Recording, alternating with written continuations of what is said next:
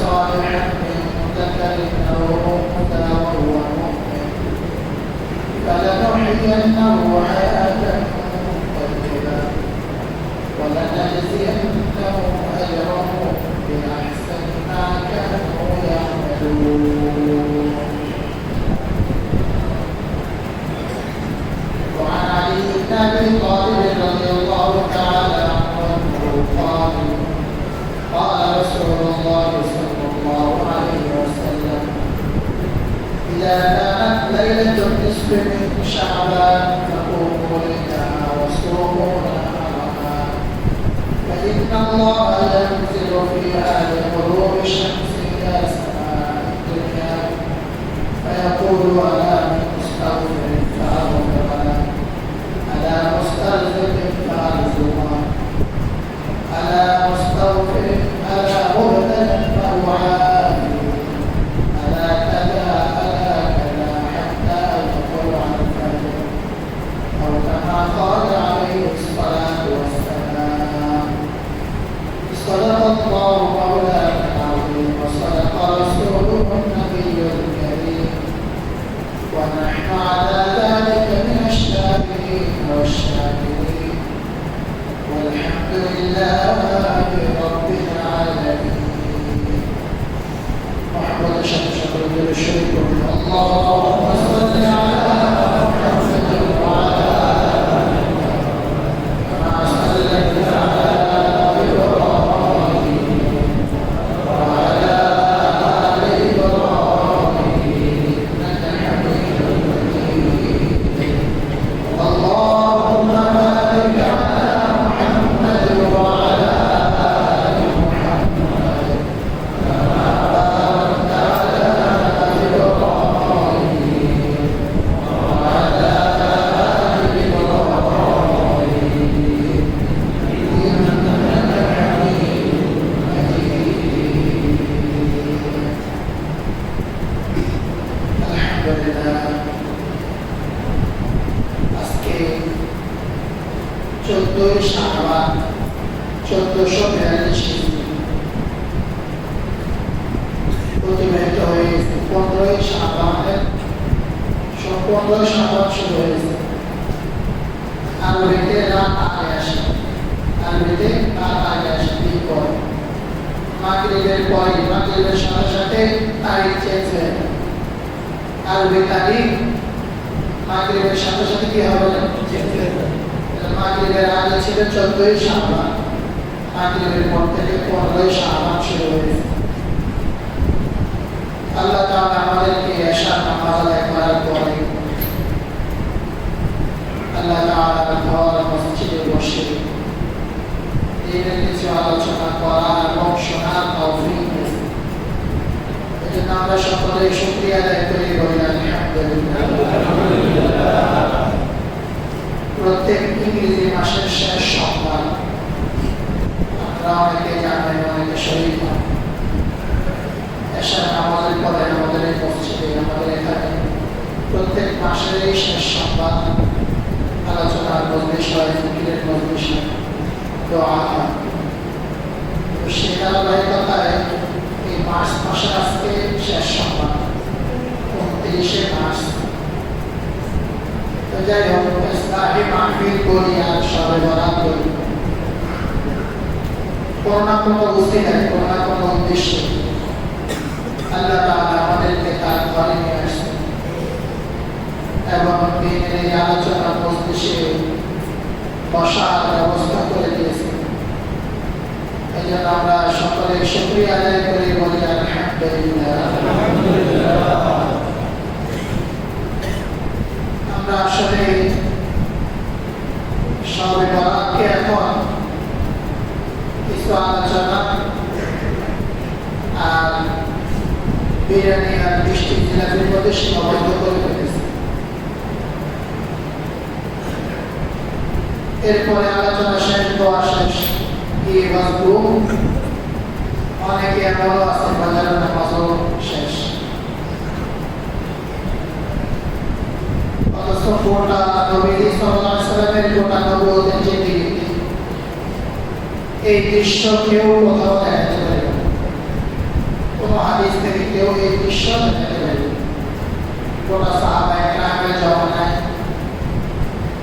কেউ কখনো কোনো ইতিহাস থেকেও, ইসলামের কোনো ইতিহাস থেকেও, যদিও ইতিহাস এটা দলিলের জন্য না, তবুও বলছি ইতিহাস থেকেও কেউ দেখা চলে গেল, হাদিস থেকে তো কথা অপেক্ষায়।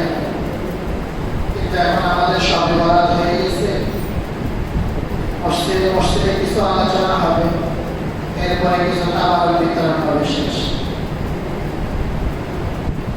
হাদিসের মধ্যে আল্লাহ নবী সাল্লাল্লাহু আলাইহি ওয়াসাল্লামের জীবনে, সাহাবীদের জীবনে, কেন নবীদের জীবনের কথা বলতেছি, কেন সাহাবায়ে জীবনের কথা বলতেছি,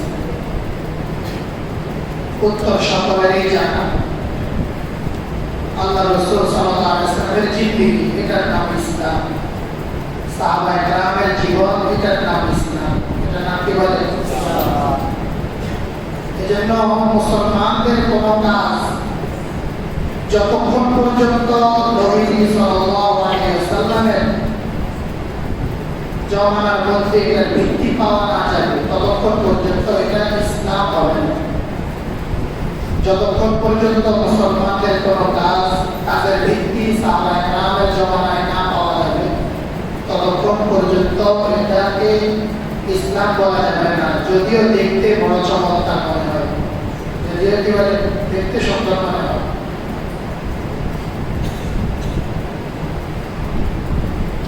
তো এই রাত্র সবে বরাত কিছুক্ষণ মসজিদে আলোচনা হয়ে দোয়া করে যার ঘরে চলে গেলাম, ঘুমায়া দিলাম, অথবা নিজেদের অন্যান্য দিনের মতো, অন্যান্য রাতের মতোই এই রাতটাও কাটায় দিলাম। ওদের নামাজ পড়লে পড়লাম, না পড়লে নাই। এটার নাম সবে বরাত। এটার নাম কি নাম? সবে বরাত। সবে বরাত হলো ইবনে মাজাহ শরীফের হাদিস।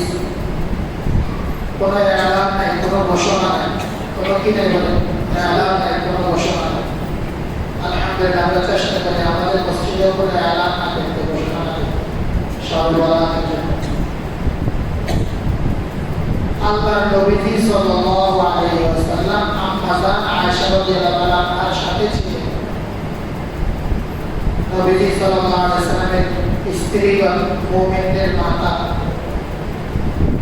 একত্রে 9 জন ছিল, আর সারা জিন্দেগিতে 11 জন ছিল।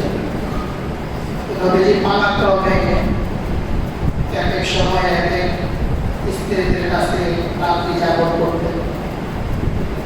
তো সেই এক রাত্রের ঘটনা আম্মা জান আয়েশা রাদিয়াল্লাহু আনহার ঘরে ছিল। হঠাৎ করে আম্মা জান আয়েশা রাদিয়াল্লাহু আনহার ঘুম ভেঙে গেল। তো তিনি অন্ধকারে হাত বাড়ায় দেখলেন যে নবীজি বিছানায় নেই। নবীজি কি হলো? নবীজি বিছানায় নাই বলতে নবীজি শোয়া অবস্থায়। তো তিনি অন্ধকারে নবীজিকে হাত বাড়ায় পাইলেন। নবীজি সাল্লাল্লাহু আলাইহি ওয়াসাল্লাম নামাজের মধ্যে যান, সিজদার মধ্যে সিজদা অবস্থায়। এমন লম্বা নামাজ, এমন লম্বা সিজদা, আম্মা জান আয়েশা রাদিয়াল্লাহু আনহা বলেন, আমি মনে করলাম আল্লাহর নবীজি নাকি দুনিয়া থেকে বিদায় নিয়ে চলে গেছে। আমি নবীজির আঙ্গুল ধরে নাড়া দিলাম, আমি নবীজিকে আঙ্গুল ধরে নাড়া দিলাম। তখন নবীজি সাল্লাল্লাহু আলাইহি ওয়াসাল্লাম নামাজাতে আমাকে বললেন, জিজ্ঞেস করার পরে নবীজি আমাকে বললেন, আয়েশা তুমি জানো না হাদিহি লাইলাতুল নিসফি মিন শাবান, এটা শাবান মাসের অর্ধেকতম রাত, অর্থাৎ শবে বরাত। এটা আরবি শব্দ, এটা একটা ফার্সি শব্দ। শবে বরাত এটা কি বলে? ফার্সি শব্দ। হাদিসের ভাষায়, ইসলামের পরিভাষায় এটাকে বলে লাইলাতুল নিসফি মিন শাবান। কি বলে? লাইলাতুল নিসফি মিন শাবান। তো রাসূল সাল্লাল্লাহু আলাইহি ওয়াসাল্লাম আম্মা জান আয়েশার প্রশ্নের উত্তরে বললেন, এটা হলো শাবান মাসের অর্ধেকতম রাত। ইন্নাল্লাহা ইয়াতলাউ আলা ইবাদিহি ফি লাইলাতিন নিসফি মিন শাবান। আল্লাহ তাআলা শাবান মাসের অর্ধেকতম রাত্রি যখন হয়, বান্দাদের দিকে বিশেষ নজর দিয়ে থাকেন। বান্দাদের প্রতি রহমতের নজরে তাকান। ফায়াগফিরু লিল মুস্তাগফিরিন ওয়া ইয়ারহামুল মুস্তারহামিন। অতঃপর আল্লাহ তাআলা যারা তার কাছে ক্ষমা চায় তাদেরকে ক্ষমা করে দেন, আর যারা তার কাছে রহমত চায় তাদেরকে রহমত দান করেন। ওয়া ইউআখিরু আহলাল হাকদি আহলাল হিকদি তামাহুম। আর যারা হিংসুক, অন্তরে হিংসা রাখে, ঘৃণা রাখে, মানুষের সাথে বিদ্বেষ রাখে, এদেরকে আপন অবস্থায় ছেড়ে দেন, অর্থাৎ এদেরকে মাফ করেন না, এদেরকে রহম করেন না। বাইহাকী শরীফের শুআবুল ঈমান অধ্যায়ে এই হাদিসটা মাকবুল মুরসাল সনদে বর্ণিত আছে। তাহলে এই হাদিসে আমরা কি পাইলাম?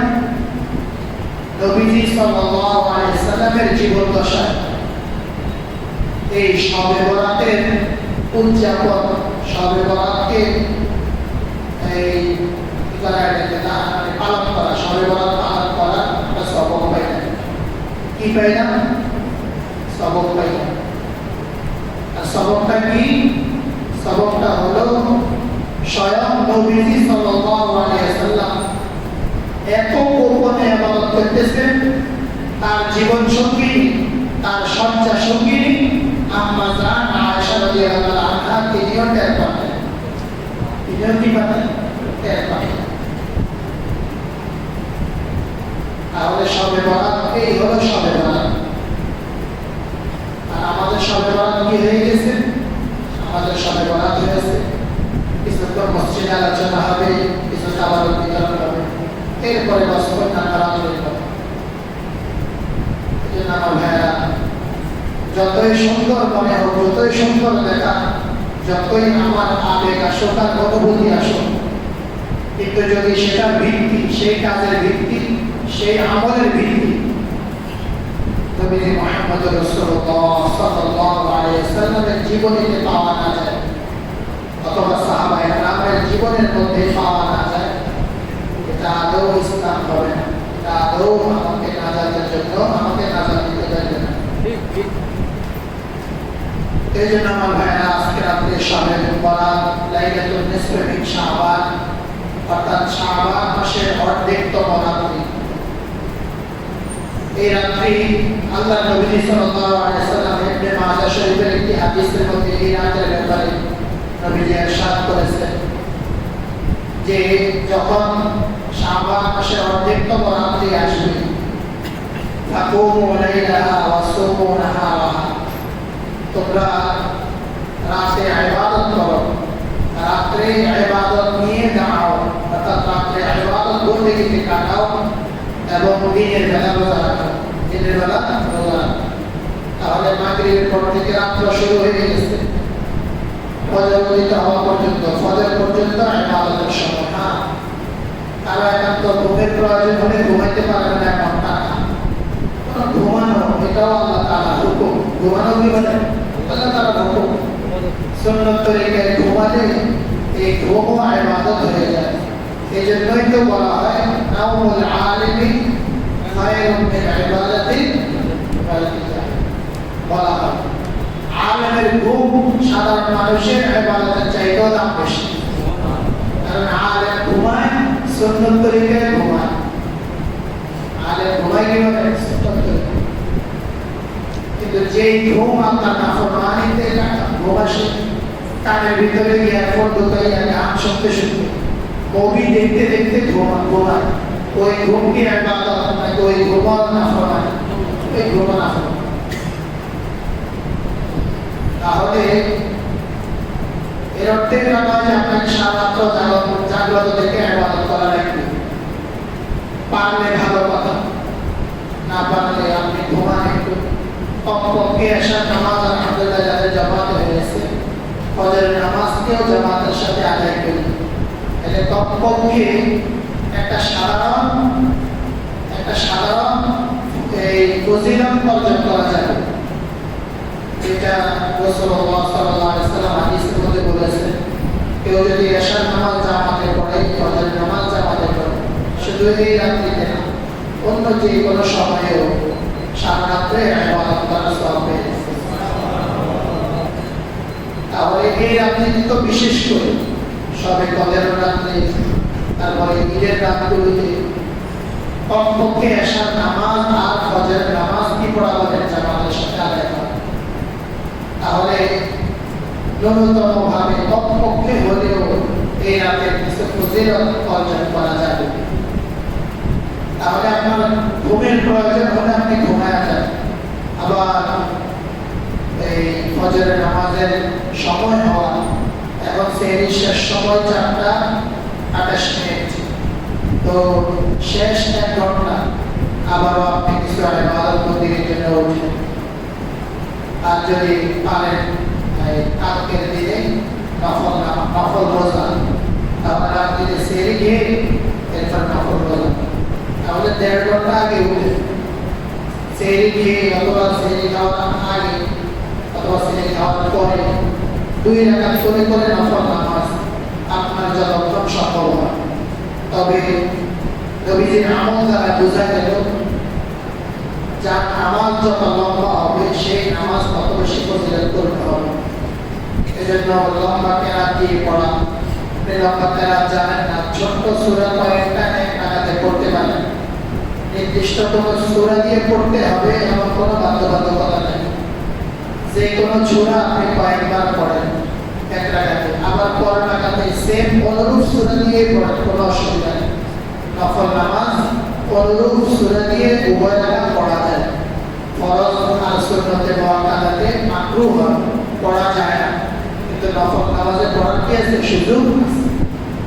তাহলে আপনি যতক্ষণ পারেন ঘুমানোর আগে 2 রাকাত করে করে পড়েন।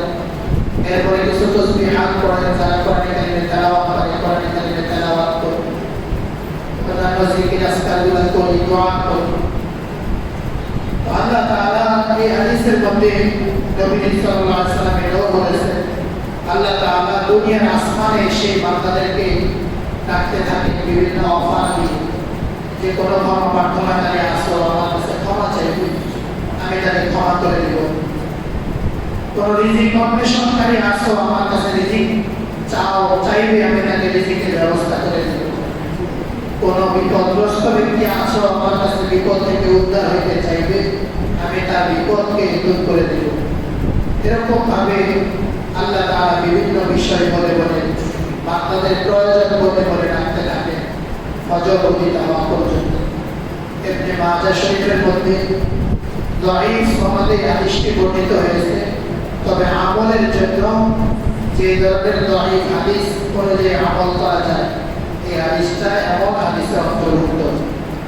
অতএব আমরা যার যতটুকু সাধ্য রাত্রেবেলা ইবাদত করব আর দিনের বেলা নফল রোজা রাখবো এবং বেশি বেশি করে আল্লাহ তাআলার কাছে দোয়া করব। আল্লাহ তাআলার কাছে যা যা প্রয়োজন আল্লাহ তাআলার কাছ থেকে চেয়ে নেব। আর বিশেষ করে ক্ষমা প্রার্থনা, 1 নম্বরে ক্ষমা। 1 নম্বরে কি বলে? কারণ একজন মুমিনের জিন্দেগিতে, একজন মুসলমানের জিন্দেগিতে এর চাইতে বড় প্রাপ্তি আর কিছু হইতে পারে না। জান্নাতের চাইতেও বড় প্রাপ্তির নাম হলো ক্ষমা, মাগফিরাত। কারণ এই মাগফিরাত ছাড়া, ক্ষমা পাওয়া ছাড়া জান্নাতেও যাওয়া যাবে না। এজন্য আগে হলো মাগফিরাত, আগে হলো কি বলে? মাগফিরাত, আগে হলো ক্ষমা।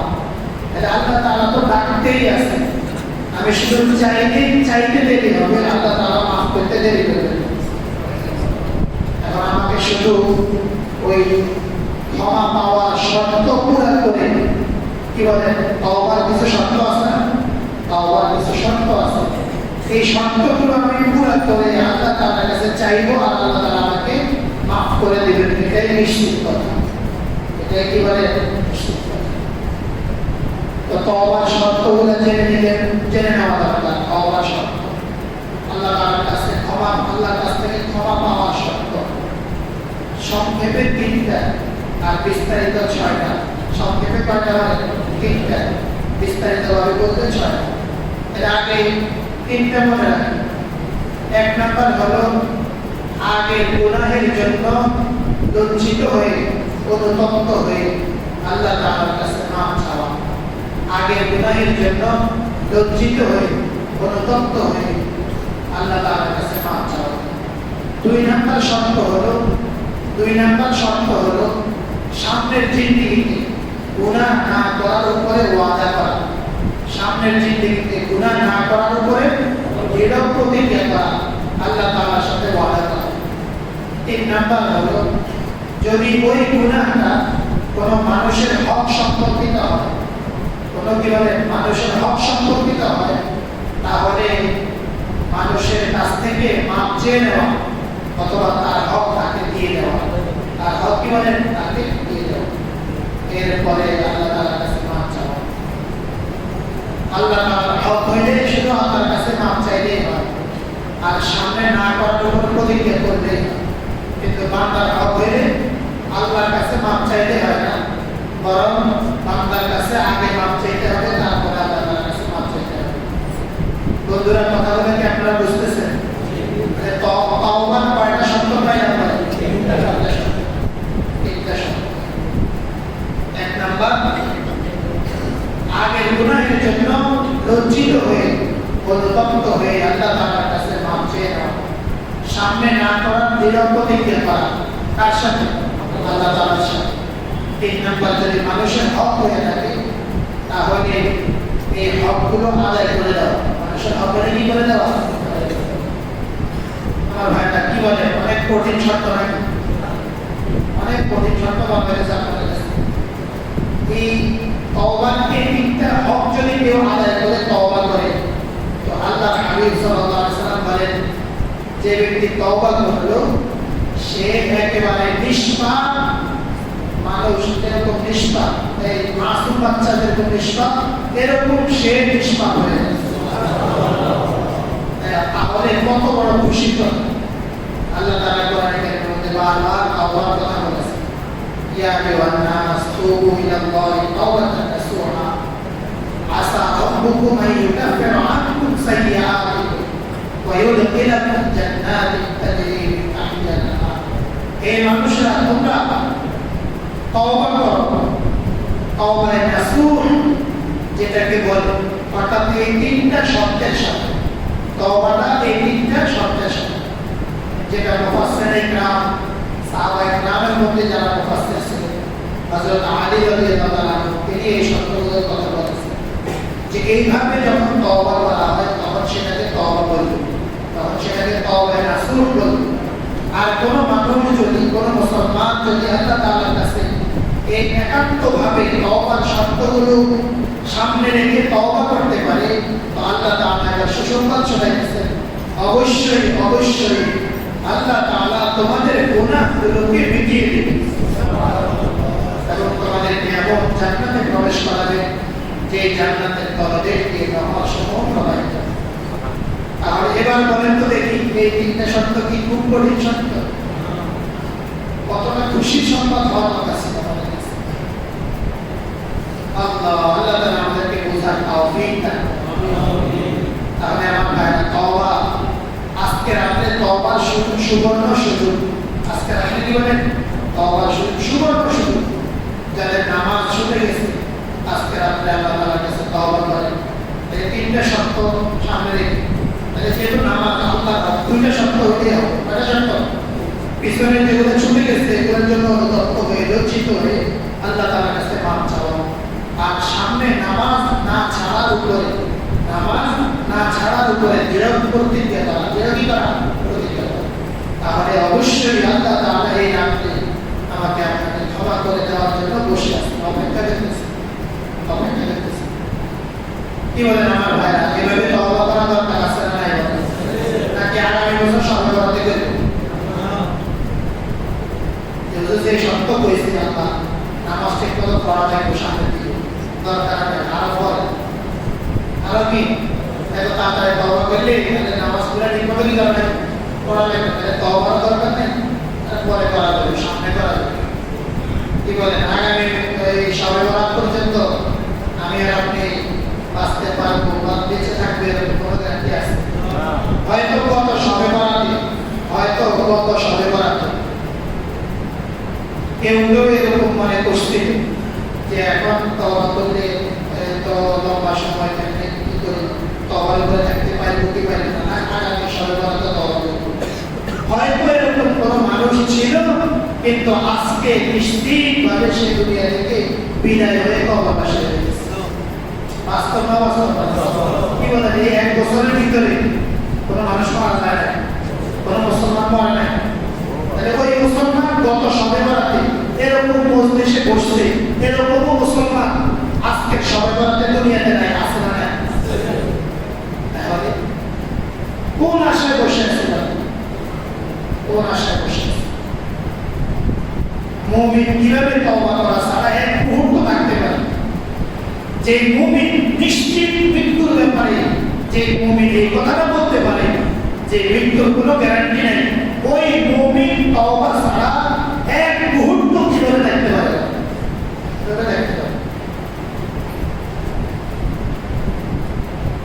দুনিয়ার কাজ কারবারগুলো হাজার উপরে আছে, যেগুলো আমার সাথে সম্পৃক্ত।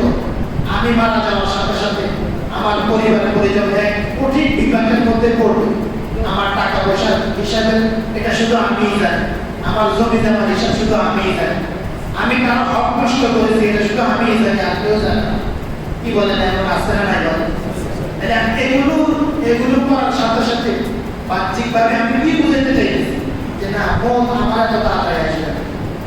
যদি আমার মতের কথা আমার যদি স্মরণে থাকতো, তবে কি আমি আমার এই দুনিয়ার বিষয়গুলোকে এত অবস্থাও রেখে যেতে পারতাম? আমার টাকা পয়সা হিসাব লেনদেন এগুলো কি আমার কাউকে জানানো ছাড়া আমি থাকতে পারতাম? আল্লাহর সাথে তওবা আর মানুষকে জানিয়ে দেওয়া, মানুষকে কারো হক থাকলে কি করা? জানিয়ে দেওয়া। এটা তো আল্লাহ রাসূল সাল্লাল্লাহু আলাইহি ওয়াসাল্লাম বলেছেন, মুমিন তার এই ওসিয়তনামাটা সব সময় মাথার পাশে রাখে। সব সময় কি বলে? মাথার পাশে রাখে। কারণ সে তো জানে যে তার মৃত্যুর কোনো গ্যারান্টি নেই, কিন্তু মৃত্যু আসবে নিশ্চিত। কি বলেন, আমরা সকলে এটা জানি কি জানি? তাহলে সে কিভাবে তওবা না করে গুনাহ করে? কারণ তওবা না করা মানে কি বলেন? গুনাহ অবস্থায় থাকা, গুনাহকে কাঁধে নিয়ে দিন যাপন করা, জীবন যাপন করা। তওবা না করে মানে কি বন্ধুরা বলেন? গুনাহ কাঁধে নিয়ে জীবন যাপন করা। তাহলে গুনাহ কাঁধে নিয়ে জীবন যাপন করা অবস্থায় যদি মৃত্যু এসে যায় আর আপনি তওবার সুযোগ না পেয়ে যদি আপনাকে কবরে যেতে হয়, তাহলে বলেন তো বন্ধুরা কি অবস্থা হবে? মৃত্যু মানে কি বলেন? আমরা কার কাছে গেলাম? কার কাছে যাইতেছি মৃত্যু পেতে? আল্লাহ তাআলার কাছে। এবার আল্লাহ তাআলার কাছে আল্লাহর বন্ধু হয়ে যাওয়া, এটা সুন্দর নাকি আল্লাহর শত্রু হয়ে আল্লাহর নাফরমানি করে যাওয়া এটা সুন্দর? হয় আল্লাহর বন্ধু হয়ে আল্লাহর সাথে সাক্ষাৎ, না হয় আল্লাহর দুশমন হয়ে আল্লাহর সাথে সাক্ষাৎ। এবার আল্লাহ তাআলার বন্ধু হয়ে আল্লাহর সাথে সাক্ষাৎ, রব্বুল আলামিন বলেন, আলা ইন্না আউলিয়া আল্লাহ লা খাউফুন আলাইহিম ওয়া লা হুম ইয়াহজানুন। আল্লাহ তাআলার বন্ধু হয়ে কেউ যদি আল্লাহর সাথে সাক্ষাৎ করে, তার কোনো চিন্তা নাই, তার কোনো পেরেশানি নাই, তার কোনো চিন্তা নাই, আর কোনো পেরেশানি নাই। আর বিপরীতে গুনাহ নিয়ে কেউ আল্লাহর সাথে সাক্ষাৎ, এবার আল্লাহ তাআলা কি বলেন? ইন্নাহু মান ইয়াতিল্লাহ মুজরিমা ফাইন্না লাহু জাহান্নাম। আল্লাহ তাআলা বলেন, নিশ্চয়ই যে ব্যক্তি অপরাধী হয়ে আমার সাথে সাক্ষাৎ করবে, অপরাধী হয়ে আল্লাহ তাআলার সাথে সাক্ষাৎ করবে, ও আমার ভাই আল্লাহর সাথে সাক্ষাৎ করা লাগবে কি লাগবে না বলেন? এবার কিভাবে আল্লাহর সাথে সাক্ষাৎ করবো একটু চিন্তা করে দেখবে। ইন্নাহু মান ইয়াতিল্লাহ মুজরিমা, যে ব্যক্তি অপরাধী হয়ে গুনার বোঝা কাঁধে নিয়ে আল্লাহর সাথে সাক্ষাৎ করবে, আল্লাহ তাআলা বলেন, ইন্না লাহু জাহান্নাম, সে নিশ্চয়ই তার জন্য আমি জাহান্নাম বরাদ্দ করে রেখেছি। নাউযুবিল্লাহ। গুনাহ নিয়ে কবরে আসা মানে নিশ্চিত জাহান্নামে যাওয়া, নিশ্চিত কি বলে? জাহান্নামে যাওয়া। আর গুনাহমুক্ত কবরে যাওয়া মানে নিশ্চিত জান্নাতি হওয়া। নিশ্চিত কি হওয়া মানে জান্নাতি হওয়া। আমার ভাইরা মুমিন কিভাবে তওবা করা ছাড়া কি বলে মৃত্যুর সজ্জায় পড়লে হুজুর ডেকে তওবা করা, এটার নাম তওবা। আমার ভাইরা এটার নাম তওবা না। তওবা তো হলো মুমিনের অন্তরে আল্লাহর সাথে একটা বোঝাপড়া, আল্লাহর সাথে মুআমালা লেনদেন কি করা, সাফ রাখা, এটার নাম তওবা। এটার নাম কি বলে? তওবা। এটার নাম তওবা। এবং এটাই আল্লাহ তাআলা কোরআনে কারীমের মধ্যে মুত্তাকিদের পরিচয় করেছেন, মুমিনদের পরিচয় করেছেন যে কারা প্রকৃত মুমিন, কারা গরুখান্য মুমিন আর কারা প্রকৃত মুমিন। বুঝলেন? আমাদের মাঝে আর হিন্দুর মাঝে ব্যবধান নেই। হিন্দু গরু গোশত হয় না আর আমরা গরু খাই। মুসলমান চিন্তা করা দরকার, ওই হিন্দুরে আলাদা আলাদা তেল দিয়ে তাকে আগুনে জ্বালানো হয়, আর তোমার জ্বালানোর জন্য আলাদা তেল দেওয়া লাগবে না। তোমার শরীরের ভিতরে গরু তেল আগে আছে। বাস্তব না বাস্তব? বুঝে না কেন? হিন্দুরে পোড়ায় না, হিন্দু মারা গেলে কি করে? পোড়ায়। তো পোড়াইতে কি করে? তেল ডালে, আগে কি ডালে? তেল ডালে, এরপরে আগুন জ্বালায়। কারণ তার ভিতরে তো গরু চর্বি নেই, গরু কি নেই? চর্বি নেই। এই জন্য তাকে আলাদা তেল দিয়ে জ্বালাতে হবে। কিন্তু মুসলমান, যে মুসলমানের মাঝে হিন্দুর মাঝে গরুর গোশত খাওয়া ছাড়া আর কোনো ব্যবধান নাই, ওই মুসলমান অপেক্ষা করা দরকার, তাকে পোড়ানোর জন্য আলাদা তেল দেওয়া হবে। বাস্তব না বাস্তব? নামাজ পড়বে যে মুসলমান, তার মাঝে হিন্দুর মাঝে কি ব্যবধান হবে? নিজের স্ত্রীটাকে ব্যাপারটায় মার্কেটে নিয়ে যাওয়া অথবা পার্কে নিয়ে যাওয়া, তার মাঝে হিন্দুর মাঝে কি ব্যবধান? গরুর গোশত ছাড়া খাওয়া ছাড়া আর কোনো ব্যবধান আছে? আর কোনো ব্যবধান তো আমরা দেখি। কি ব্যবধান আছে? সুদ খায় না মুসলমান, তার মাঝে হিন্দুর মাঝে কি ব্যবধান আছে? গরুর গোশত খাওয়া ছাড়া আর কোনো ব্যবধান নেই। ও মুসলমান বন্ধুরা, গরুর তেল বাইরে করবে, ওই হিন্দুয়ে মামলা করবে, বলবো আল্লাহ আমি মুসলমান নামও রাখি না, গরুর গোশত খাই না, আর মুসলমান নাম রাখছে শুধু গরুর গোশত না, আর নাম আমি যা করছি সেও তা করছে, আমিও দুনিয়াকে শিক্ষিত হইলাম, সেও এটা করছে, আমিও আমার বউটারে নিয়ে বাজারে মার্কেটে ফাঁকে ধুতে গেছি, সেও এই কাজটাই করেছে, আমিও সুদ খাইলাম, সেও সুদ খেয়েছে, আমিও মিথ্যা বলতাম, সেও মিথ্যা বলতো, আমিও বাজারে যেতাম, সেও বাজারে যেত। মাজারে হিন্দুরা হতাম, মাজারে কি বলে? আর হিন্দুরাও মাজারে যেত। ওই আমাদের কলেজে এক কর্মচারী আমরা বলছে, এক হিন্দু আমরা 10 টাকা দিয়েছে, ভাই একটু ওই অমুক মাজারে কি টাকাটা দিয়ে দেবে। আমি আমার একটা ওষুধের দামি আছে, আমি যেতে পারবো না, তুমি আমার টাকাটা একটু মাজারে দিয়ে দেবে। বুঝলে না? ওই বেচারা 10 টাকা দিয়ে 2টা সিঙ্গারা কিনে গেছে। বুঝলেন না? যেটা মানে মনে পড়েছে তাই বললাম, মাজারে ওই হিন্দু বলবে যে আল্লাহ মাজারে আমিও গেছি, এও মাজারে গেছে, তার মাঝে আমার মাঝে ব্যবধান শুধু শুধু আমি দুনিয়াতেও গরুর গোশত থেকে বঞ্চিত হইলাম, আর এখানে এটাও বঞ্চিত, আর আল্লাহ আমার মতো সব করলো শুধু গরুর গোশত খাইছে, আল্লাহ তুমি তারে গরুর গোশত তেলতে গরুর চর্বি দিয়ে তারা জ্বালাও। কি বলে এই মামলাটাকে কি যুক্তি সম্মত নাকি যুক্তি অসম্মত? এটা যুক্তি সম্মত না, এটা তো 100% যুক্তি সম্মত কথা। যে মুসলমান ফজরের সময় ঘুমে আসছে, তার মাঝে আর তার পাশে কার্তিক বাবুও ঘুমে আসছে, তার মধ্যে কি ব্যবধান? এজন্য তো নবীজি সাল্লাল্লাহু আলাইহি ওয়াসাল্লাম এক হাদিসে বলেও দিয়েছে, মান তাওয়াক্কাহা ফাকাদ আদামাত-দ্বীন ওয়া মান আকামাহা ফাকাদ আকামাত-দ্বীন। যে নামাজকে কায়েম করলো, যে নামাজ আদায় করলো, সে আল্লাহর দ্বীনকে বাস্তবায়ন করলো, আর যে নামাজকে ছেড়ে দিল সে আল্লাহর দ্বীনকে বরবাদ করে দিল। সে আল্লাহর দ্বীনকে কি করে দিল? বরবাদ করে দিল। তাই আমার ভাইরা, আমরা কোন জিনিসটাকে আমরা ঈমান মনে করতেছি, কোন জিনিসটাকে ইসলাম মনে করতেছি? নিজেকে নিজে মুমিন করতেছি, কিন্তু যিনি আল্লাহ তাআলা, যে আল্লাহ তাআলা আমাদের বানিয়েছেন, ঈমান যে আল্লাহ তাআলা দান করেছেন, ইসলাম যে আল্লাহ তাআলা দান করেছেন, আমার ঈমানটা, আমার আর ইসলামটা আল্লাহ এবং তার রাসূলের দেওয়া, আল্লাহ এবং তার রাসূলের বাতানো, আল্লাহ এবং তার রাসূলের বলা ঈমানের মতো হইল কিনা, ইসলামের মতো হইল কিনা? কি বলেন আমার ভাইরা? চিন্তার দরকার আছে না? নিজেকে মুমিন বলা তো সহজ বলে দিলাম, কিন্তু আল্লাহ মানে বন্ধু হিসেবে, মুমিন মানে আল্লাহর বন্ধু। মুমিন মানে কি বলেন? মুমিন মানে হলো আল্লাহ তাআলা বলেন ওয়াল্লাযীনা আমানু আশাদ্দু হুব্বান লিল্লাহ, ওয়াল্লাযীনা আমানু আশাদ্দু হুব্বান লিল্লাহ।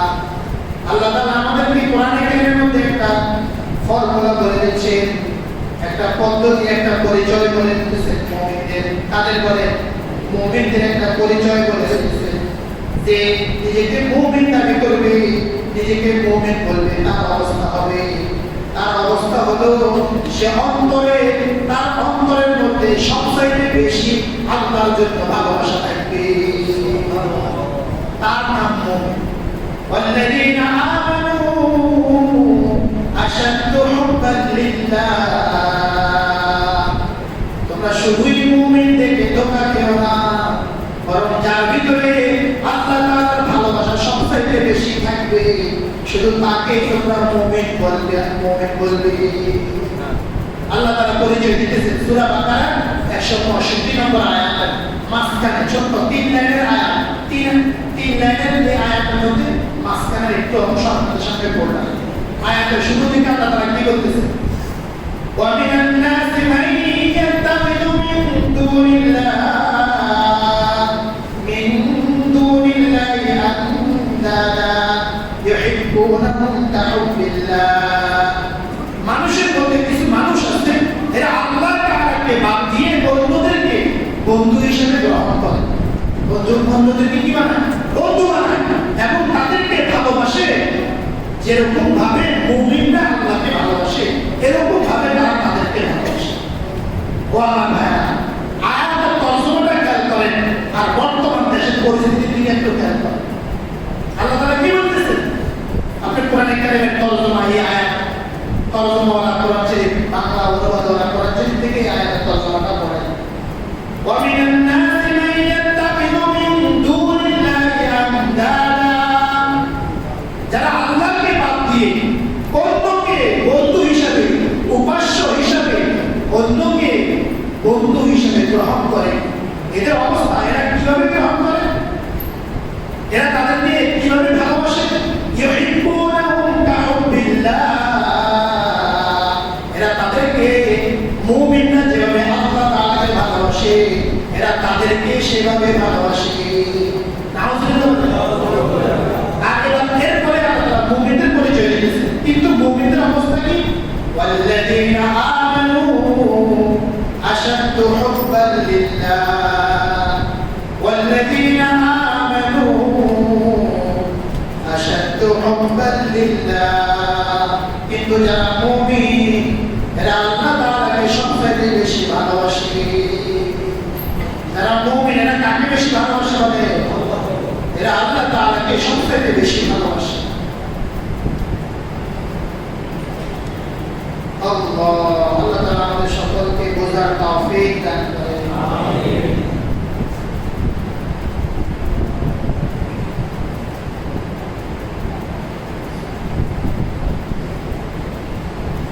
তাহলে এক শ্রেণী আছে কি করে বলে আল্লাহ তাআলাকে বাদ দিয়ে অন্যকে বন্ধু হিসেবে গ্রহণ করে এবং তাদেরকে ভালোবাসে। মুমিনরা যেভাবে আল্লাহকে ভালোবাসে সে এর চাইতেও বেশি, এর মতো। আর মুমিন, যারা মুমিন এরা আল্লাহ তাআলাকে সবচেয়ে বেশি ভালোবাসে। তাহলে আমার ভাই বলেন মুমিন নিজেকে যে মুমিন করতেছে কোন হিসাবে? একটা পরিচয় হলো একটু আগে বললেন হিন্দু গরু গোশত খায়, আমি গরু গোশত খাই, এটা হলো একটা পরিচয়। কি বলেন? এটা একটা পরিচয়। আর একটা পরিচয় বলেন দেখি, মুমিন হওয়ার আর একটা পরিচয়, বাপ মুসলমান অথবা মা মুসলমান। কি বলেন? বাপ মুসলমান, মা মুসলমান। সেই হিসেবে আমিও মুসলমান, আমিও কি? কিন্তু আসলে আদৌ কি এগুলো আল্লাহ এবং তার রাসূলের দৃষ্টিতে এগুলো পরিচয়? আল্লাহ এবং তার রাসূলের দৃষ্টিতে এগুলো মুমিন হওয়ার পরিচয়। মুমিন হওয়ার কি আমাদের পরিচয়? মুমিন হওয়ার পরিচয় আল্লাহ ও রাসূলের দৃষ্টিতে কি? একটু আগে যেটা বললাম এটা একটা পরিচয়। ওয়াল্লাযীনা আমানু আশাদ্দু হুব্বান লিল্লাহ। রব্বুল আলামিন বলেন যারা মুমিন এরা আল্লাহ তাআলাকে সবচাইতে বেশি ভালোবাসে। এবার বলেন যে মুমিন নামাজ পড়ে না আল্লাহকে সবচাইতে বেশি ভালোবাসা হইতো। যে মুমিন পুরা রমজান মাসে রোজা রাখে না ওই মুমিনের ভিতরে অন্তরে আল্লাহর ভালোবাসা সবচাইতে বেশি হইতো কিনা? আদৌ হইল না। যে মুমিন মিথ্যা বলে এই মুমিনের ভিতরে আল্লাহ তাআলার ভালোবাসা সবচাইতে বেশি আছে কিনা? আদৌ নেই। সুদ খাইতা মুমিন আল্লাহ অন্তরে আল্লাহর মহব্বত সবচাইতে বেশি নাই। এভাবে চুরি করতে ওয়ালা মুমিন তার ভিতরে আল্লাহর ভালোবাসা সবচাইতে বেশি নাই। এইভাবে বেকার নারীকে দিয়ে পার্কে ঘুরতে যাওয়া তার ভিতরেও ওই মহিলার ভালোবাসা থাকতে পারে, আল্লাহর ভালোবাসা বেশি না। নিজেকে তো নিজে মুমিন বলতে পারি কিন্তু আল্লাহর দৃষ্টিতে আমি মুমিন হতে পারলাম না। কারণ আল্লাহর দৃষ্টিতে মুমিন কে? ওয়াল্লাযীনা আমানু আশাদ্দু হুব্বান লিল্লাহ।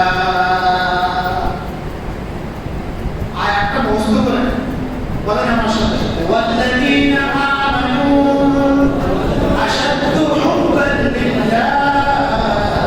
ওয়াল্লাযীনা আমানু আশাদ্দু হুব্বান লিল্লাহ। কি অর্থ? যারা মুমিন তারা আল্লাহ তাআলাকে সবচাইতে বেশি ভালোবাসে। আল্লাহ তাআলা কি বলে? সবচাইতে বেশি ভালোবাসে। ও আমার ভাইরা, নিজেকে নিজে মুমিন বলতেছি, নামাজ পড়ি না, রোজা রাখি না, মিথ্যা বলা ছাড়তে পারি না, গীবত করা ছাড়তে পারি না, অন্তরের গুনাহ ছাড়তে পারি না, বাহ্যিক অঙ্গ প্রত্যঙ্গের গুনাহ ছাড়তে পারি না। আসলে কি আমি মুমিন? এজন্য রব্বুল আলামিন আরেক আয়াতের মধ্যে বলতেছেন যে আসলে এরা মুমিন না। আল্লাহ বলেন আমি সাক্ষ্য দিতেছি, আমি ঘোষণা দিতেছি এরা মুমিন না। এরা কি না বলে? ওয়া মিনান নাসি মান ইয়াকুলু আমান্না বিল্লাহ ওয়া বিল ইয়াউমিল আখির ওয়া মা হুম বিমুমিনিন। রব্বুল আলামিন বলেন মানুষদের মধ্যে কিছু মানুষ আছে এরা বলে আমরা আল্লাহকে বিশ্বাস করি, পরকালকে বিশ্বাস করি। কি বলে? আমরা আল্লাহকে বিশ্বাস করি না, পরকালকে কি করি? বিশ্বাস করি। কিন্তু ওয়া মা হুম বিমুমিনিন। রব্বুল আলামিন বলেন এরা যদিও বলে আমি আল্লাহকে আল্লাহ বলে ঈমান রাখি, পরকালের উপরে আমি ঈমান রাখি, আল্লাহ তাআলা বলেন আমি ঘোষণা দিতেছি ওয়া মা হুম বিমুমিনিন, এরা কিছুতেই মুমিন হইতে পারে না। এরা মুমিন না। কে বলতেছে এরা মুমিন না? আর আমি যদি আমাকে মুমিন বলি অত হাজারো মুসলমানে আমার মুসলমান বলে আমি মুসলমান থাকতে পারি? মুসলমান থাকতে তাহলে মুমিনের পরিচয় কি বলেন? ওয়াল্লাযীনা আমানু আশাদ্দু হুব্বান লিল্লাহ। যারা মুমিন তুমি এদেরকে কিভাবে চিনবা? আল্লাহ তাআলা আলামত দিয়েছেন, থার্মোমিটার দিয়েছেন, ঈমান মাপার যন্ত্র দিয়েছেন যে তুমি নিজেই চিনতে পারবা কে মুমিন কে মুমিন না। ফজরের নামাজ পড়ে না কিন্তু নিজেকে মুমিন বলে, অথবা মানুষ তাকে মসজিদের সভাপতি বানায় দিয়েছে, মসজিদের সভাপতি হইতে পারে কিন্তু আল্লাহ তাআলা বলেন আমি ঘোষণা দিলাম ওয়া মা হুম বিমুমিনিন, এরা মসজিদের সভাপতি হওয়া তার দূরের কথা মুমিন হইতে পারে না। হইতে পারে না মানে মুমিন হইতে পারে না। আল্লাহ তাআলা মুমিন হওয়ার পরিচয় দিয়েছেন আমাদেরকে সংক্ষেপে ছোট্ট এক বাক্যে। কোরআনে কারীমের আরো অনেক আয়াতের মধ্যে আল্লাহ তাআলা মুমিনের পরিচয় দিয়েছেন। মুমিনের পরিচয় আমার আজকের আলোচনার সাথে সংযুক্ত আরেকটা আয়াত শুনেন যেটা একটু আগে আলোচনা হয়েছে। আল্লাহ তাআলা বলেন والذين إذا فعلوا فاحشة أو ظلموا أنفسهم ذكروا الله فاستغفروا لذنوبهم ومن يغفر الذنوب إلا الله ولم يصروا على ما فعلوا وهم يعلمون 135 নম্বর আয়াত আল্লাহ তাআলা মুমিনের পরিচয় দিলেন। আল্লাহ তাআলা মুত্তাকিদের পরিচয় দিতে গিয়ে বলেন, তুমি মুমিন কিভাবে চিনবা, অথবা তুমি তোমাকে মুমিন কিভাবে মনে করবা? আল্লাহ তাআলা বলেন, যখন তোমার দ্বারা কোনো গুনাহের কাজ হয়ে যায়, মুমিন গুনাহ করতে পারে না, নফসের ধোঁকায় পড়ে, শয়তানের ধোঁকায় পড়ে, অলসতায় পড়ে, অথবা না জেনে। কয়টা কথা বললাম? চারটে। মুমিন ইচ্ছা করে গুনাহ করতে পারে না, নফসের ধোঁকায় পড়ে, অথবা শয়তানের ফাঁদে পড়ে, অথবা গাফলতের কারণে, অলসতার কারণে, অথবা না জানার কারণে, অথবা কি বলে না জানার কারণে। এই চারটার কারণে যদি মুমিনের গুনাহ হয়ে যায়, এরপরে সে বুঝতে পারে, এরপরে কি বলে সে বুঝতে পারে হায় তার তো গুনাহ হয়ে গেছে। কি হয়ে গেছে? গুনাহ হয়ে গেছে। এবার সে কি করে? যাকারুল্লাহ, সঙ্গে সঙ্গে আল্লাহর কথা মনে পড়ে যায়।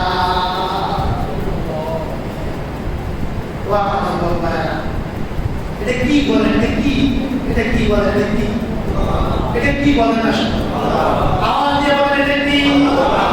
কোরআন কি জিনিস?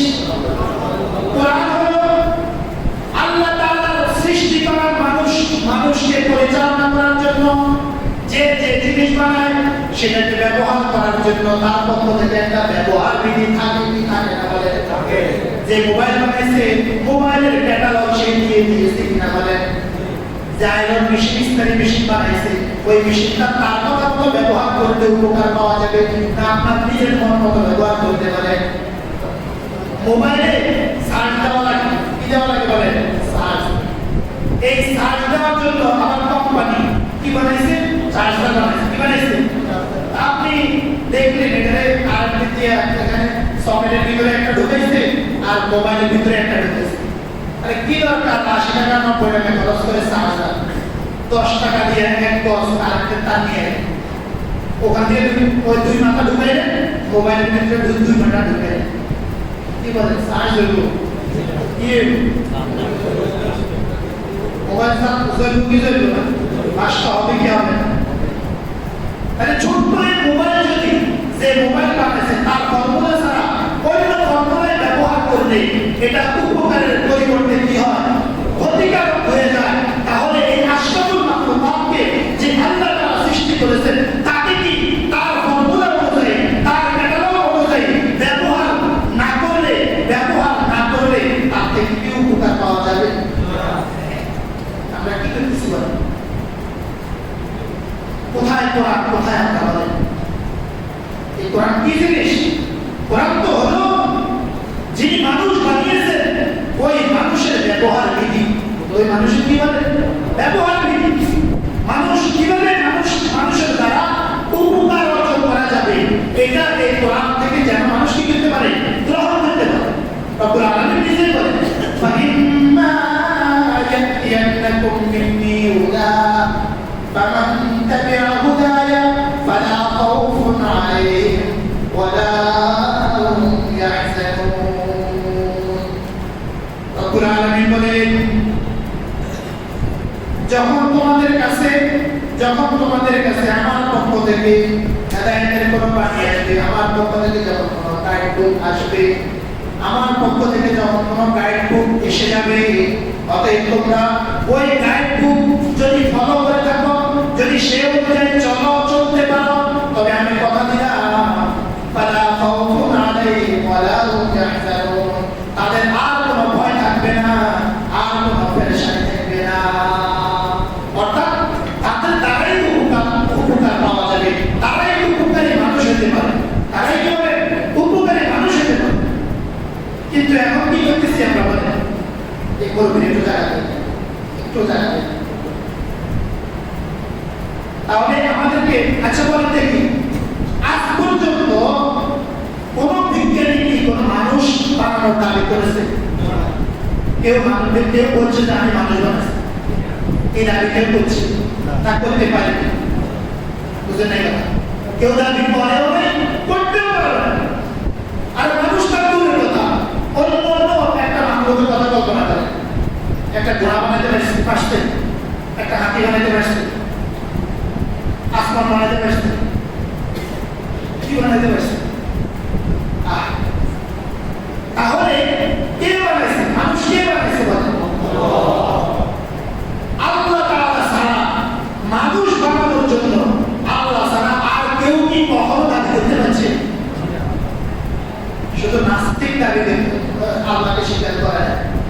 কিন্তু মানুষকে কে বানাইছে এটা সে বলতে পারে না। কোনো বিজ্ঞানী মানুষ বানাইতে পারবে এই দাবি সে করতে পারবে না। তাহলে সে তো একটা পাগল। দুনিয়ার কোনো জিনিসও নিজের থেকে নিতে হয় না, সে বলে যে এমন হয়ে গেছে, সে তো পাগল। সে কি বলে? পাগল, তার সাথে কথা নেই। কিন্তু এই নাস্তিক ছাড়া যত বাকি ধর্মেরই মানুষের লোক না কেন, সকলেই বিনা বাক্যে স্বীকার করে দিয়েছে যে এই আসমান আল্লাহ তাআলা বানাইছে, এই জমিন আল্লাহ বানাইছে, মানুষদেরকে আল্লাহ বানাইছে। কোরআনে কারিমে আল্লাহ তাআলা এই কথাগুলো বলেছেন। আপনি তাদেরকে জিজ্ঞেস করেন, কে আসমান সৃষ্টি করেছে, কে জমিন সৃষ্টি করেছে, কে মানুষদেরকে সৃষ্টি করেছে, কে অন্যান্য মাখলুকাত সৃষ্টি করেছে, তারা এক বাক্যে বলবে লা ইয়াকুলুন্না আল্লাহ, অবশ্যই আল্লাহ তাআলাই সৃষ্টি করেছে। আচ্ছা, আজ পর্যন্ত কোন হিন্দু মূর্তির পূজা করে সে বলছে যে আমার মূর্তি বানাইছে? সূর্যের পূজারী কখনো বলতে পারছে যে আমাকে সূর্য বানাইছে? তারকার পূজারীরা, নক্ষত্র পূজারীরা কি বলছে কখনো যে আমাকে নক্ষত্র বানাইছে? তাহলে বলবেন তারা এগুলোর পূজা কেন করে?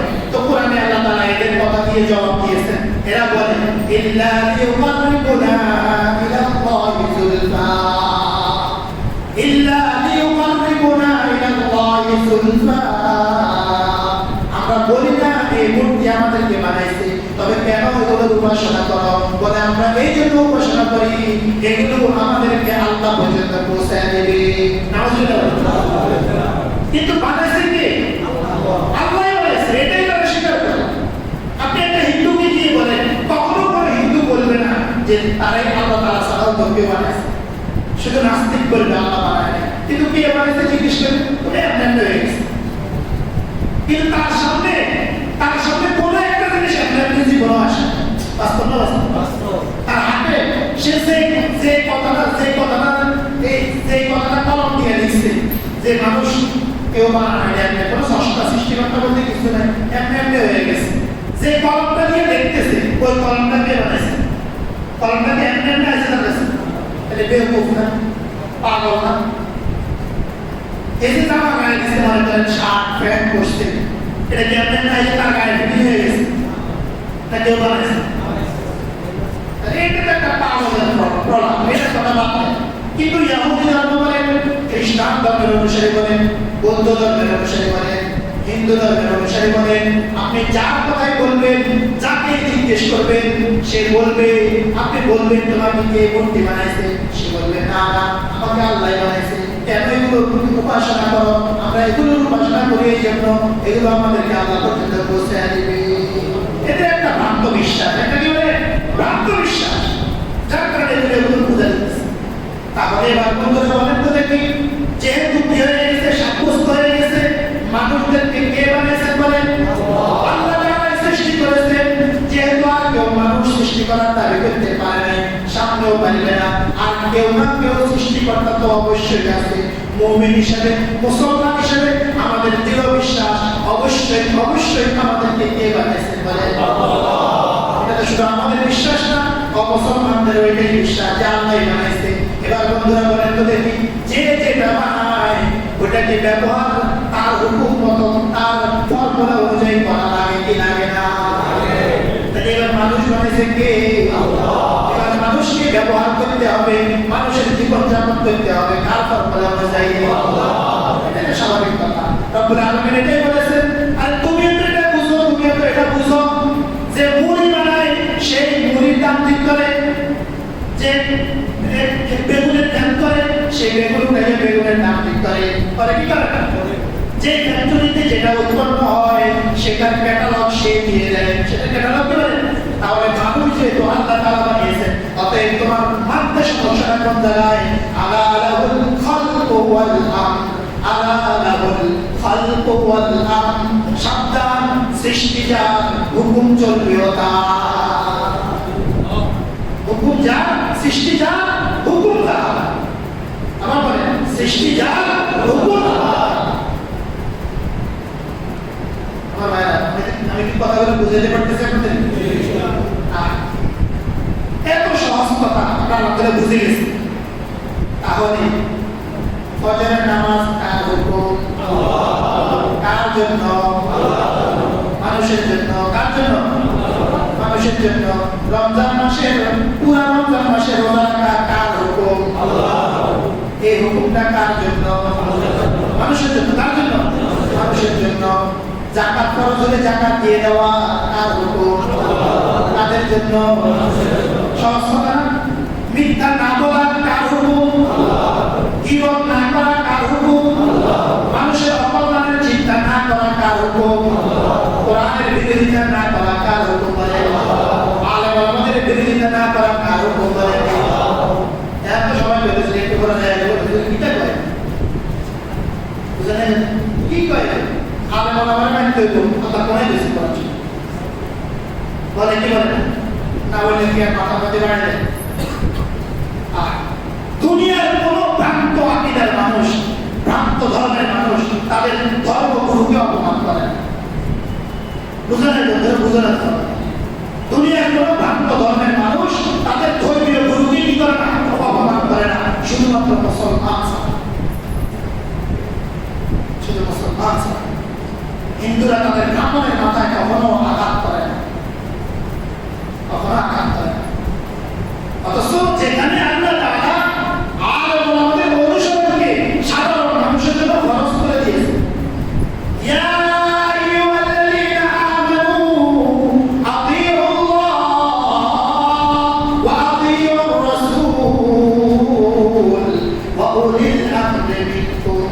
রব্বুল আলামিন বলেন, ও দুনিয়ার মুমিনরা, তোমরা আল্লাহকে আনুগত্য করো, আল্লাহকে মেনে চলো। আল্লাহকে কিভাবে মানবা? এজন্য আল্লাহ তাআলা নবী বানাইছেন। নবীকে ধরো, আল্লাহকে মানতে পারবা। এবার নবীর সুন্নাতগুলো কিভাবে তুমি মানতে পারবা? কিভাবে তুমি বুঝবা? আল্লাহর হুকুমগুলো তুমি কিভাবে বুঝবা? ওয়া উলিল আমরি মিনকুম। এজন্য আমি তোমাদের মধ্য থেকে এক দলকে আমি কোরআন এবং হাদিসের জ্ঞান দিয়েছি। ওই আলেম ওলামাদের কাছে জিজ্ঞেস করে তাদের আনুগত্য করার মাধ্যমে তুমি আল্লাহর আনুগত্য করতে পারবা, তুমি আল্লাহর নবীর আনুগত্য করতে পারবা। ইসলাম ছাড়া অন্য কোন ধর্ম কি বলেন সত্য বলে সংগ্রহ করা যাবে? সত্য বলে ধারণা করা যাবে? আরে সত্য বলে ধারণা করলেই ইমান থাকবে না। সত্য বলে ধারণা করলে কি থাকবে না?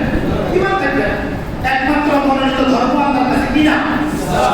ইসলাম ছাড়া কোনো ধর্ম আল্লাহর কাছে গ্রহণযোগ্য না। তো আসলে বলছেন আমার সাথে তাড়াতাড়ি, কিন্তু আসলে কি বাস্তবে না?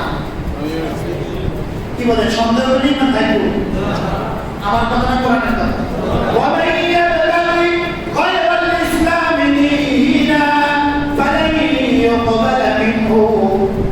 যে আল্লাহ তাআলা ইহুদি ধর্ম দুনিয়ার মধ্যে ইহুদি ধর্ম নাযিল করেছেন, যে আল্লাহ তাআলা খ্রিস্টান ধর্ম নাযিল করেছেন, ওই আল্লাহ তাআলা ইসলাম ধর্ম নাযিল করে ইসলাম ধর্ম দিয়ে আল্লাহ তাআলা কোরআনে কারীমের মধ্যে বলে দিয়েছেন, খবরদার আজকে থেকে ইহুদি ধর্ম চলবে না, আজকে থেকে খ্রিস্টান ধর্ম চলবে না। ইসলাম ছাড়া অন্য কোনো ইজম, অন্য কোনো মতাদর্শ, অন্য কোনো তন্ত্র, অন্য কোনো মন্ত্র যেই গ্রহণ করবে আল্লাহকে পাওয়ার জন্য কিছুতে তার থেকে এটা কবুল করা হবে না। কি বলেন? সন্দেহ করেই না থাকবে? ইন্নাদ-দীনা ইনদাল্লাহিল ইসলাম। আল্লাহর কাছে তোমাদের জন্য মনোনীত ধর্মের নাম একমাত্র ইসলাম। কোরআনের আয়াত আছে না? আর আরো শুনতে কি বলবে? আল-ইয়াওমা আকমালতু লাকুম দীনাকুম ওয়া আতমামতু আলাইকুম নি'মাতি ওয়ারাদিতু লাকুমুল ইসলাম দীনা। নবীজির বিদায় হওয়ার সময় আল্লাহ তাআলা আয়াতে কারিমা নাযিল করলেন। এই আয়াতে কারিমাকে অবতীর্ণের দিক থেকে সর্বশেষ আয়াত করা হয়। এই আয়াতের পরে আর কোনো আয়াত নাযিল হয় নাই। এই আয়াতের পরে নবী সাল্লাল্লাহু আলাইহি ওয়াসাল্লামের ইন্তেকাল হয়ে গেছে, আর কোনো আয়াত নাযিল হয় নাই। এই আয়াতকে অবতীর্ণের দিক থেকে শেষ আয়াত করা হয়। এই শেষ আয়াতের মাধ্যমে আল্লাহ তাআলা ঘোষণা দিচ্ছেন, আজকে আমি আমার নিয়ামতকে তোমাদের উপরে পরিপূর্ণ করে দিলাম এবং তোমাদের জন্য একমাত্র ইসলামকে ধর্ম হিসেবে মনোনীত করলাম। কোরআনের স্পষ্ট আয়াত। এবার কেউ যদি অন্য ধর্মওয়ালা তাদের ধর্মের অনুযায়ী আল্লাহর তাদের গোলামি করে আল্লাহকে পাবে, আল্লাহকে সন্তুষ্ট করবে, এরকম কোন ধারণা করলে স্পষ্ট কথা ঈমান থাকবে না। কি দেখবেন আমার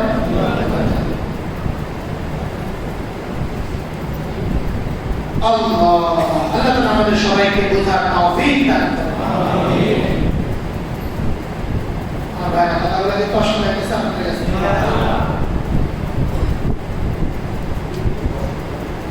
কষ্ট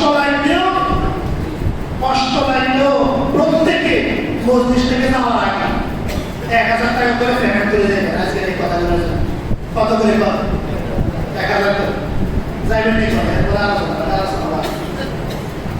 দুনিয়ার ডাক্তারের কাছে দিয়ে দুনিয়ার কি বলেন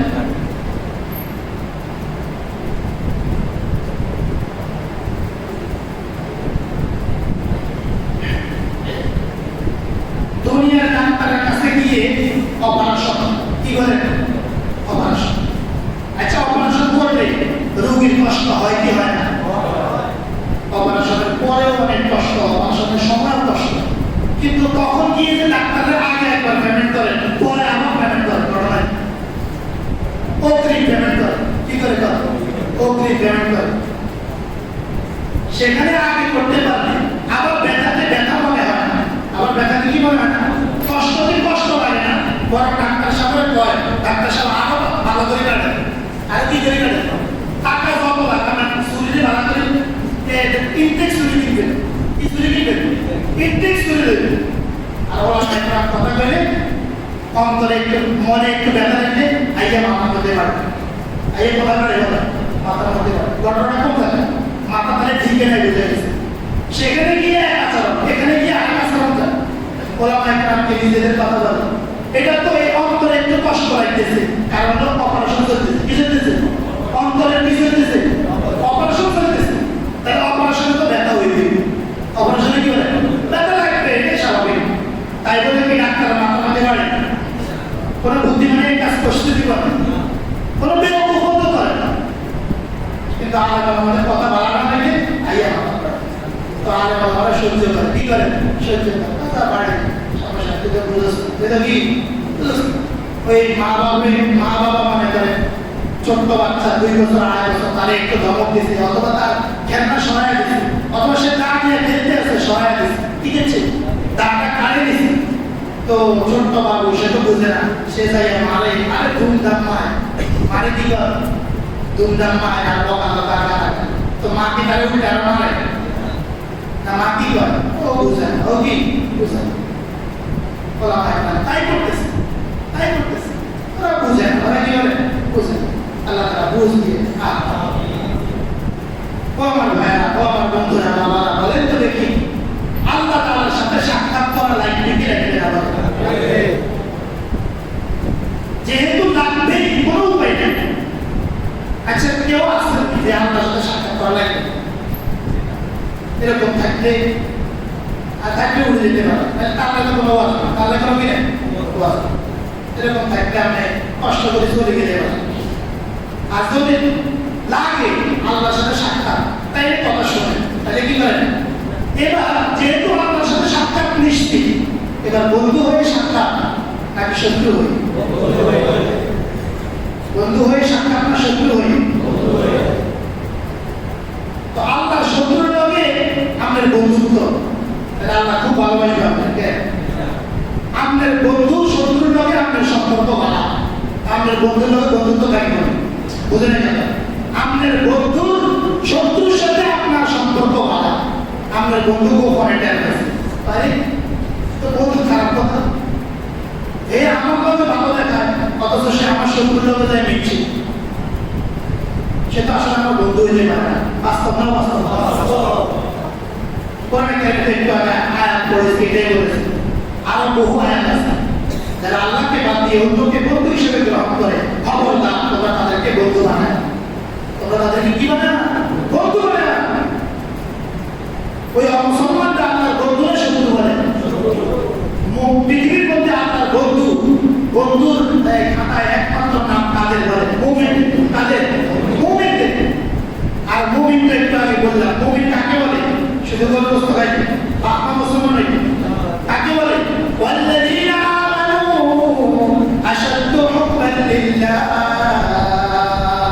ওয়াল্লাযীনা আমানু আশাদ্দু হুব্বান লিল্লাহ মুমিন তাকে বলে যারা অন্তরে আল্লাহর ভালোবাসা সবচেয়ে বেশি ভালোবাসে না সবচেয়ে বেশি ভালোবাসা থাকে যে যাকে ভালোবাসে সে তার আনুগত্য করে কি করে বলে যে যাকে ভালোবাসে সে তার কি করে আনুগত্য করে এটাই স্বাভাবিক কথা মুখে মুমিন বললাম অর্থাৎ আমি আল্লাহকে ভালোবাসি বলে দাবি করলাম কিন্তু আল্লাহ তাআলার হুকুম পুরা করি না আল্লাহর আলোচনা নিজে করিও না শুনিও না আল্লাহর হুকুমগুলো পালন করি না ও আমার ভাইরা ধোঁকাবাজ মুমিন ছাড়া কিছুই হইতে পারবো না আমি যেন ধোঁকাবাজ মুমিন কাকে ধোঁকা দেব কাকে ধোঁকা দেব আসলে যে ধোঁকা দেয় না ধোঁকা খায় يخادعون الله والذين آمنوا وما يخدعون إلا أنفسهم আল্লাহ তাআলা বলেন তারা মুমিনদেরকে ধোঁকা দেয়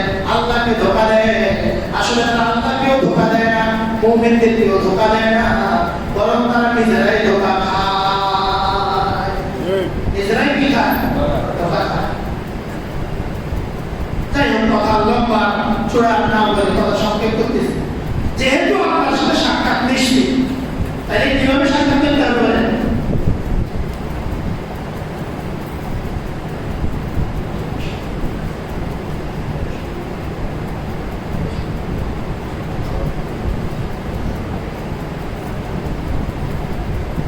যেহেতু আল্লাহর সাথে সাক্ষাৎ কি বলে নিশ্চিত তাহলে কিভাবে সাক্ষাৎ করবো বলেন কিভাবে সাক্ষাৎ করব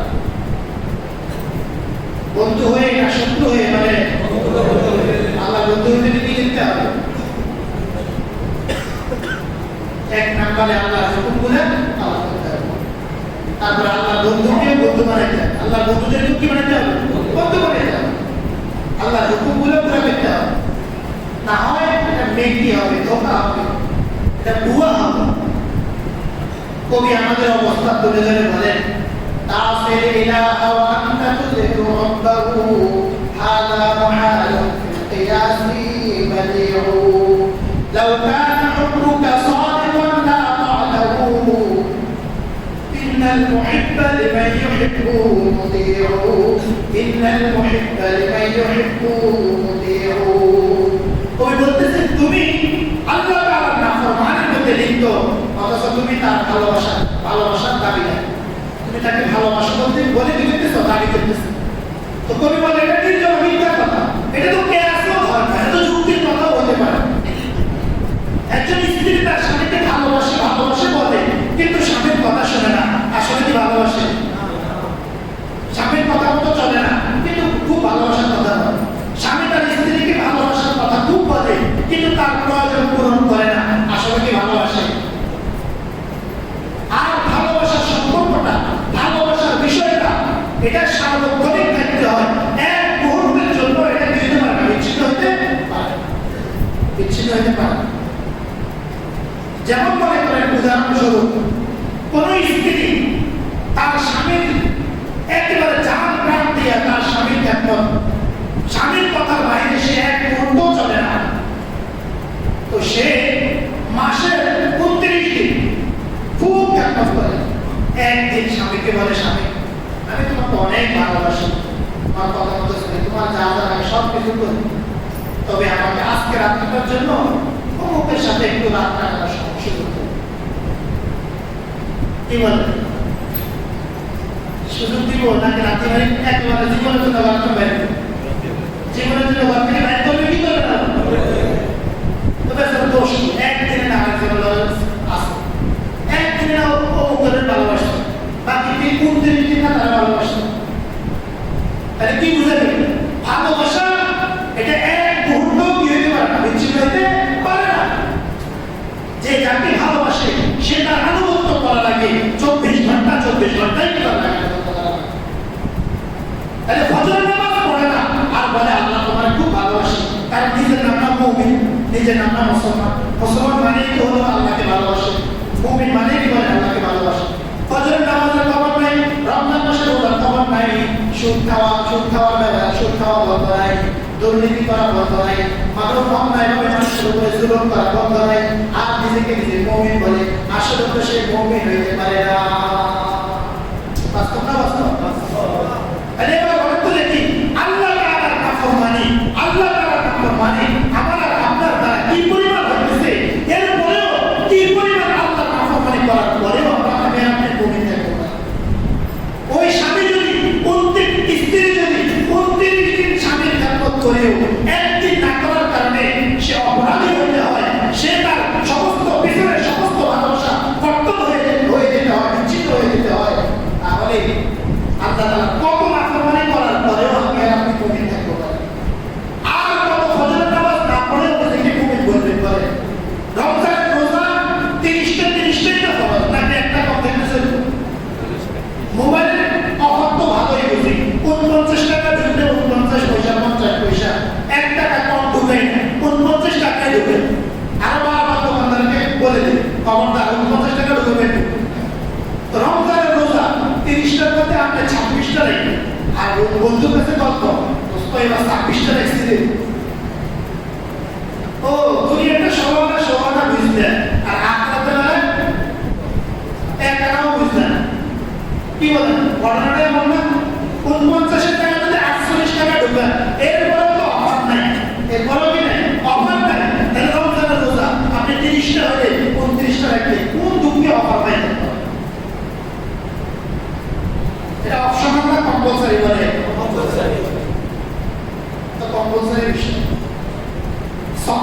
সফরে 48 মাইল দূরের সফরে রমজানের রোজা না রেখে পরবর্তীতে রাখার সুযোগ আছে, পরবর্তীতে রাখা কি আছে?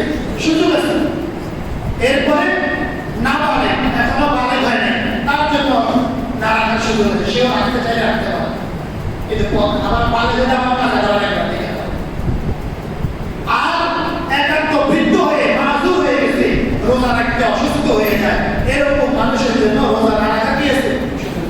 আর মহিলাদের হায়াত আর নেফাসের সময়, মাসিকের সময়, বাচ্চা সন্তান জন্ম পরবর্তী এই পিরিয়ডটা, এই সময়ে রোজা পড়লে, রোজা এই সময় না রেখে এই রোজাগুলো পরবর্তীতে কাজা করার কি আছে? সুযোগ আছে। এই ছাড়া জীবন্ত কোনো অপশন নাই রোজা না রাখা। রোজা কি রাখা? না রাখা। এটা আপনি রোজা কম রাখলেন, আবার নিজের মুমিন বললেন, নিজেকে নিজে মুমিন তো বললেন, কিন্তু আল্লাহর দৃষ্টিতে কি দেখলাম না বলেন? আসলে মুমিন হয় না। তাই আমার ভাইরা, যেহেতু আল্লাহর কাছে যাওয়া নিশ্চিত, যেতেই হবে আমাকে, অতএব আল্লাহকে ধরা দরকার। আল্লাহকে ধরা কি বলে? আল্লাহকে যে যাকে ভালোবাসে, জবানে তার উচ্চারণ থাকে, জবানে তার আলোচনা থাকে, তার আলোচনা জবানে মধুময় লাগে, মজাদার থাকে। আল্লাহ তাআলার জিকির কি আমার জবানে থাকে, এরপরে খাদ্য কি নাকি মজা লাগে? যেহেতু আল্লাহকে সবচেয়ে বেশি ভালোবাসি মুমিন ব্যক্তি, তাহলে মুমিনের কাছে জিকির সবচেয়ে দামি একটা কথা ছিল, সবচেয়ে বেশি মজাদার একটা কথা ছিল। আল্লাহ তাআলা যেহেতু কোরআনে কারিমে মুমিনের পরিচয় দিতেছেন, মুমিন যেহেতু সে আল্লাহকে ভালোবাসে, এজন্য তার পরিচয় হলো সে সব বসা অবস্থায়, শোয়া অবস্থায়, দাঁড়ানো অবস্থায়, সব অবস্থায় সে আল্লাহ তাআলা জিকির করতে থাকে। আল্লাযীনা ইয়াযকুরুনা আল্লাহ কিয়ামান ওয়া কুউদান ওয়া আলা জুনুবিহিম, যারা দাঁড়িয়ে দাঁড়িয়ে, শুয়ে বসে বসে, শুয়ে শুয়ে সব অবস্থায় মালিকের জিকির করতে থাকে। কারণ তার ভিতরে না আল্লাহ তাআলার মহব্বত আছে। যার ভিতরে যার মহব্বত থাকে, তার আলোচনা তার জবানে ভালো লাগে। যার ভিতরে যার মহব্বত থাকে, তার ওয়াদার পালন করতে কষ্টের পরিবর্তে মজা লাগে। কষ্টের পরিবর্তে কি লাগে? মজা লাগে। আর আল্লাহ তাআলা মুমিনের পরিচয় দিলেন হলো তাকে মুমিন বলবে যার অন্তরে আল্লাহ তাআলার ভালোবাসা সবচেয়ে বেশি থাকবে। ও আমার ভাই, আমি কি কথাগুলো আপনাদেরকে বুঝাইতে পারতেছি? কি কথা বলে? মসজিদে বাইরে শেষ, মসজিদে বাইরে কি করে? এই জন্য ফিস দেওয়া দরকার, এই জন্য কি দেওয়া দরকার? 1000 টাকা করে সময় দিয়ে দেবেন, তাহলে মনে থাকবে। তাহলে কি দেখবেন? মুক্ত মাত্র এই জন্য কি রাখেন? এই জন্য মনে থাকে। কি করবেন? আচ্ছা 1000 টাকা মাত্র 500 টাকা করে দেন, গেটের মধ্যে থাকবে আজকে সবসময় বয়ানের পর তালাল দেওয়া হয়, কি দেওয়া হয়? আজকের মধ্যে যদি এরকম বলা হয় যে আজকে সবাই যাতে 500 টাকা দিয়ে দেবে, যেটা শুনছে ফি, সেটা কি? এই জন্যই কদর নাই, এই জন্যই কি নাই কদর নাই। আল্লাহ তাআলার নিয়ামত, নিয়ামতকে নিয়ামত মনে করলে আল্লাহ তাআলা নিয়ামত বাড়ায় দেন। নিয়ামত কি করে? বাড়ায় দেন। আর আল্লাহর নিয়ামত আশঙ্কা করা করে আল্লাহর আযাব বড় কঠিন। আল্লাহর আযাবের ওয়াদা করে রেখেছে। যাই হোক আমার ভাই, আমাকে কিছুই দেওয়া লাগবে না, শুধু আমার কথাগুলো মনে রাখবেন, ঠিক আছে না? ইনশাআল্লাহ আজকে থেকে 5 ওয়াক্ত নামাজ। কয় ওয়াক্ত? গণেন ভাই, নামাজগুলো গণেন দেখি। বাস্তব কত আছে? কয় দিন আছে? শুধু আজকে নাকি শুধু রমজান মাসে? যাই হোক আমার ভাইরা, আমি আমার কথা বলে আল্লাহ তাআলার কথাগুলো বলছি, শুনাইছি আপনাদেরকে। মানলে কার নাম বলে? নিজের নাম, না আল্লাহর নাম, না হুজুরের নাম, কারো নাম, তখন নিজেরই নাম। আর না মানলে কার নাম বলে? নিজেরই নাম। আর লাভ হইলে কি পরিমাণ লাভ, লস হইলে কি পরিমাণ লস, এটা তো বলার এখন কি নাই, সম্ভব নাই, সুযোগ নাই। লাভ হইলে কি পরিমাণ লাভ চিন্তা করবেন, আর লস হইলে কি পরিমাণ লস, এটাও একটু মনে রাখবেন। আর না হয় সেদিন আফসোস করা লাগবে। দুইটা কথা বলবো, وقالوا لو كنا نسمع أو نعقل ما كنا في أصحاب السعير। হায় যদি ওই দিন হুজুরের কথাগুলো শুনতাম, বুঝতাম, যদি কথাগুলো শুনতাম, বুঝতাম, তবে তো আজকে প্রজ্বলিত আগুনে যাওয়া লাগতো না। তাই আমার ভাইরা, তাইলে বুঝলে ইসলাম মেনে দেখেন, আর না বুঝলে পড়ে দেখেন। আর কি করে দেখেন? না বুঝলে কি পড়ে দেখেন, আর বুঝলে পড়ে দেখেন। আল্লাহ তাআলা যা কিছু কথা হয়েছে এগুলোর উপরে আমাদের সকলকে আমল করার তৌফিক দান করেন। আমিন। আর বিশেষ করে আজকের শবে বরাত, তো ইনশাআল্লাহ এইভাবে আমরা তওবাও করব। কি করব? তওবাও করব।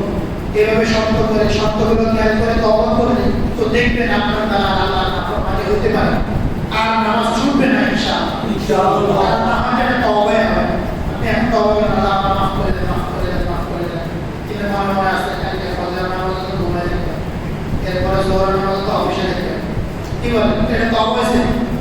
তওবা হবে। এভাবে প্রত্যেকটা গুনাহ অন্তরে স্মরণ করে করে পিছনের জন্য আল্লাহর কাছে অনুতপ্ত হয়ে, লজ্জিত হয়ে মাফ চাওয়া, সামনে না করার প্রতিজ্ঞা করা, এটার নাম কি বলে? আল্লাহ আমাদের সকলকে বুঝা, মানা, আমল করা তৌফিক দান করেন।